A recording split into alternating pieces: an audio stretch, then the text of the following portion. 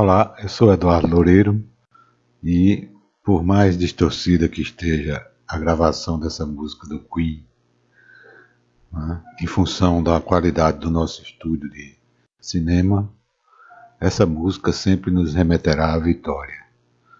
E eu os convido aqui para assistirem uma breve história about victory.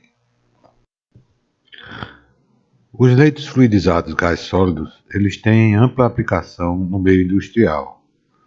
Isso porque apresentam excelente capacidade de transferência de calor e massa, reações de grande intensidade, grande área de contato e temperatura uniforme no reator.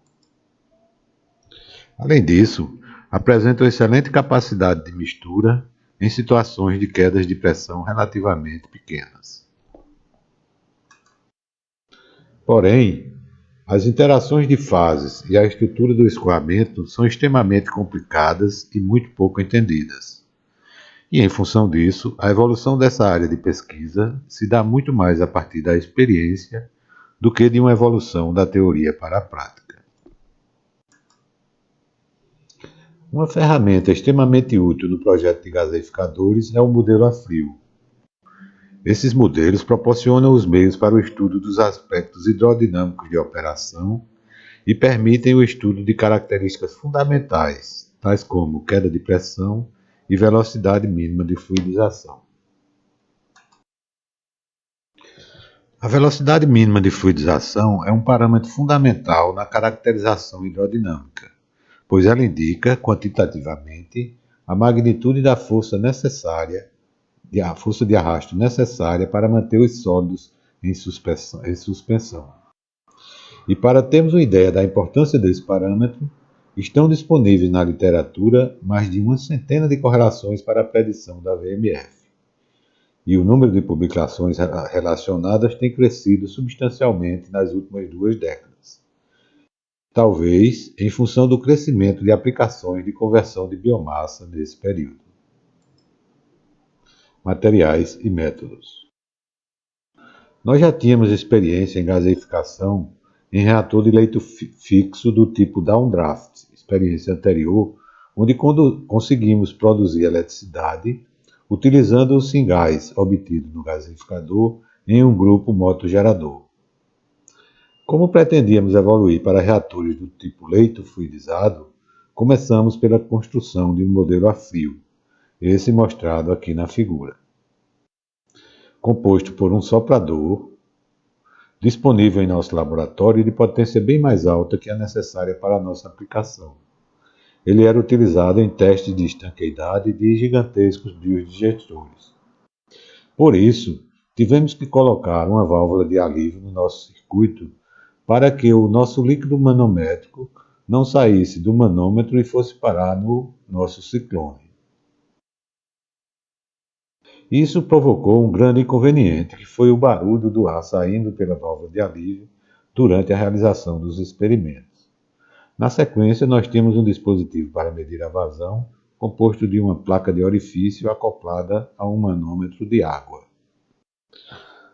Em seguida, uma válvula de gaveta para controlar a vazão, o corpo do reator, que era um tubo de acrílico, algumas placas de madeira, o silo, que eram placas de acrílico coladas com cola quente, e uma rosca alimentadora para proporcionar o transporte da biomassa do silo para o interior do reator. E, por último, um ciclone para represar os particulados que porventura passassem do nosso reator. A rosca alimentadora do nosso modelo a frio foi confeccionada por prototipagem rápida com impressão em 3D. Projetamos no invento da Autodesk e encaminhamos a uma empresa de alunos aqui da Poli que nos entregou a rosca um par de dias depois. O modelo a frio nos permitiu ver algumas coisas antecipadamente. Nós pudemos estimar a vazão da rosca alimentadora, por exemplo. O modelo a frio nos permitiu também ter uma ideia do processo de mistura entre a biomassa e o material inerte do leite. E também antecipou alguns problemas que se apresentariam posteriormente no gaseificador construído. A formação de pontes no armazenamento da biomassa, impedindo a queda da biomassa para alimentar o tubo da rosca alimentadora, fazendo com que o fluido gaseificante desistisse do seu caminho vertical ao longo do leito e conseguisse passar nesse caminho inverso ao da alimentação da biomassa, causando sérios problemas na operação do equipamento. Para a determinação experimental da velocidade mínima de fluidização, foram aplicados os procedimentos sugeridos pela norma ASTM D7743 de 2012. As tomadas de pressão foram fixadas no reator e a velocidade foi sendo aumentada gradativamente com a abertura da válvula de gaveta. Medidas da diferença de pressão foram sendo anotadas à medida em que a vazão crescia, pontos azuis aqui na figura. Em seguida, foi realizado o mesmo procedimento, agora na forma descendente, com a vazão decrescendo, correspondente aos pontos vermelhos. A regressão dos pontos azuis e vermelhos resulta em duas linhas, vermelha e a azul.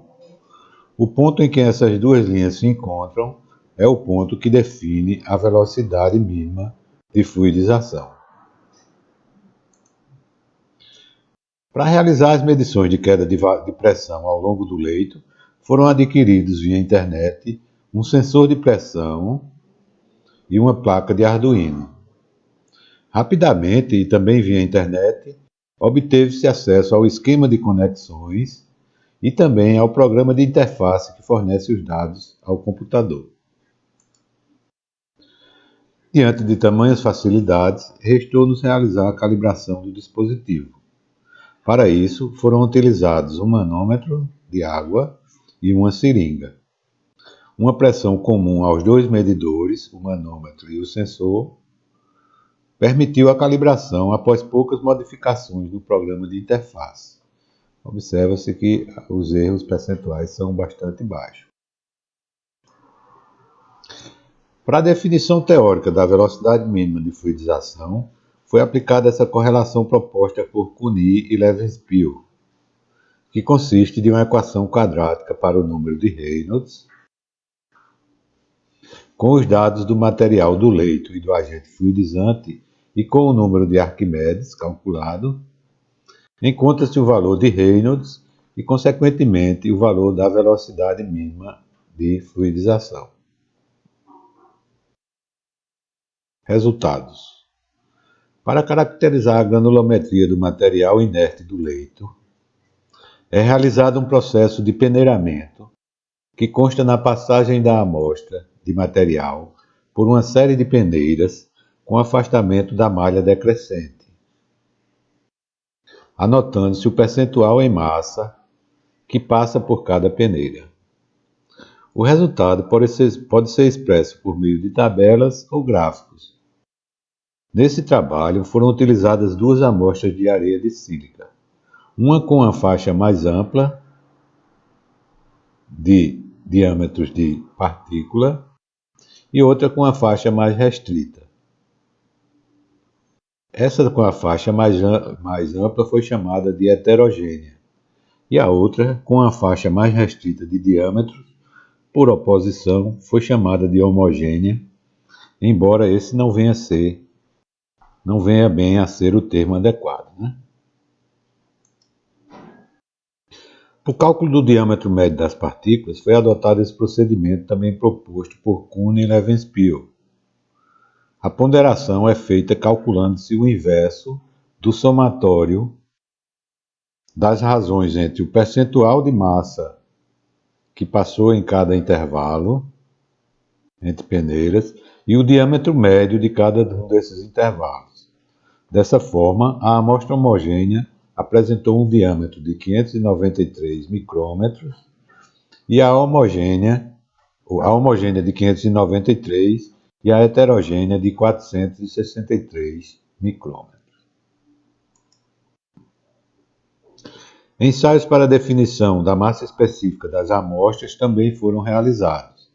E com esses dados e com o diâmetro médio das partículas, a gente percebe que as nossas amostras se enquadram no grupo B da classificação Geodart. Os gráficos mostram dois resultados de ensaios realizados com a amostra homogênea com diferentes comprimentos de leito. E utilizando como distribuidor apenas uma tela fina de aço inox. Observa-se que a diferença de pressão necessária à obtenção da velocidade mínima de fluidização ela é diferente em função dos diferentes comprimentos de leito.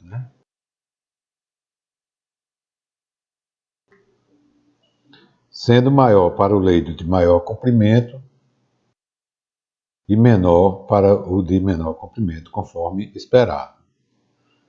Não foi detectada uma queda de pressão ao passar apenas pelo distribuidor, ou seja, colocado uma tomada imediatamente antes do distribuidor e uma logo depois, não foi detectado pelo sensor de pressão uma diferença aqui de perda de carga ao longo do distribuidor, entre essas duas tomadas, tá? Agora os gráficos mostram ensaios realizados com as duas amostras, homogênea e heterogênea, com o mesmo comprimento de leito, usando como distribuidor aquela tela fina de inox anterior, mais uma folha de plástico com perfurações de 1 centímetro de diâmetro. 1 milímetro. Dessa feita, foi notada uma queda de pressão considerável, em torno de 200 pascal, na passagem apenas pelo distribuidor. A essa altura, o protótipo em aço vinha sendo construído e conseguiu-se instalar parte do modelo a frio na instalação de aço. E desta vez foi testado o distribuidor que viria a ser utilizado posteriormente no sistema de gaseificação. Além da tela fina de aço, foi adicionada uma chapa de 2 mm de espessura, também de aço, com perfurações de 2 mm de diâmetro. A queda de pressão observada foi bem menor do que aquela que a gente observou com a folha de plástico perfurada.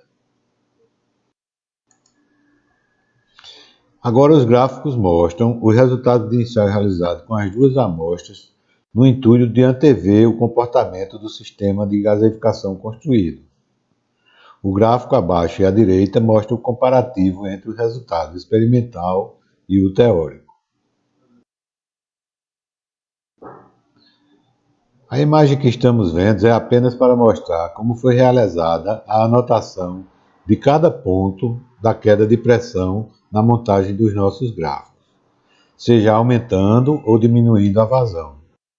A válvula de gaveta era mantida na mesma posição por um tempo suficiente para que o programa de interface ajustasse a escala à imagem. Então a diferença de pressão média era anotada. Nesse caso aqui, anotamos 700 pascal, mostrando que uma boa amostragem, ou seja, era uma média de muitos pontos, foi realizada em cada medição de uma forma bem mais cômoda devido à ajuda do sistema informatizado. As imagens que vemos, elas mostram a formação, a coalescência e o colapso das bolhas que eram formadas no nosso leito. Isso deu para perceber visualmente. Finalmente, nós vemos na imagem a concretização de nosso objetivo de construirmos um sistema de gaseificação de biomassa em reator de leito fluidizado borbulhante.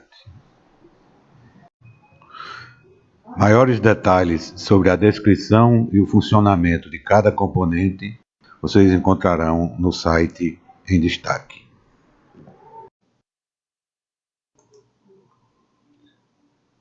Finalmente, um espetáculo pirotécnico para coroar todo o sucesso alcançado e compensar todo o investimento em trabalho e dedicação envolvidos.